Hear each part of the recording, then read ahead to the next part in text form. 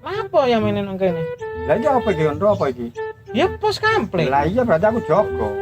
Jaga apa? Ya jaga pos lah. Lah sik tak jaga iku ndi-ndi ya iku. Ya apa rek? Sik. Sampeyan lho kene Jaga. jaga. Ndi ya? Sik ya. Ndi ya jaga iku bengi, Cak. Bengi jagane nang ndi?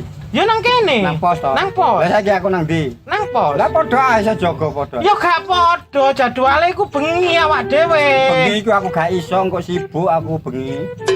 Lha terus sampeyan lek jaga awan iki jaga apa? Lah nek bengi jaga apa? Jaga maling. Lah ya masa aku ya jaga maling. Awan kok gak oleh ana maling.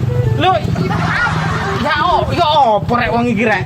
Ngene lho maling ku biasa ya bengi, Cak. Jare sapa?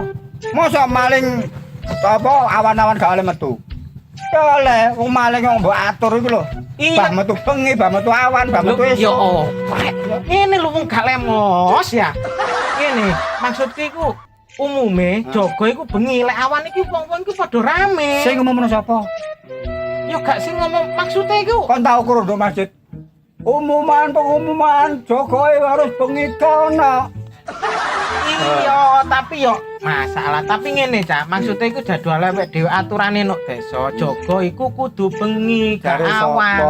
Aku jaga kok bengi gak iso sibuk, aku tak jaga awane. Ya kepala sampean izin wis gak apa-apa. Aku jaga izin tapi gak usah jaga awan ya Izin. percuma. Kaya sekolah izin bareng.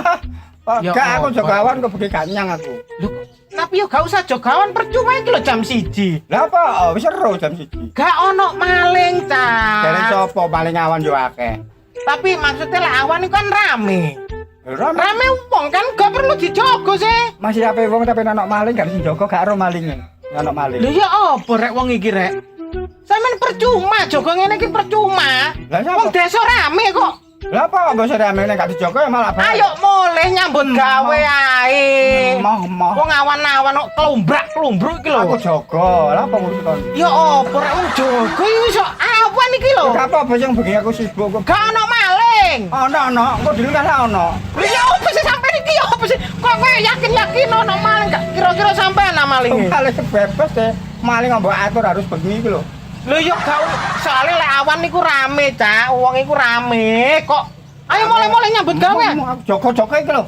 Iki anu pemerintah lho iki, aturan pemerintah jaga iki jaga lho. Iya tapi gak awan wong gendeng. Jaga kok diatur lho awan bengi apa. Saiki satan-satan awan-awan iku. Iya iku perusahaan, Cak. Lah bedane apa? Ya beda. Kang, desa. Kepala sampean nyambut gawe, golek nafkah gawe ngoni anak bojo ibadah. Mas aku jaga-jaga.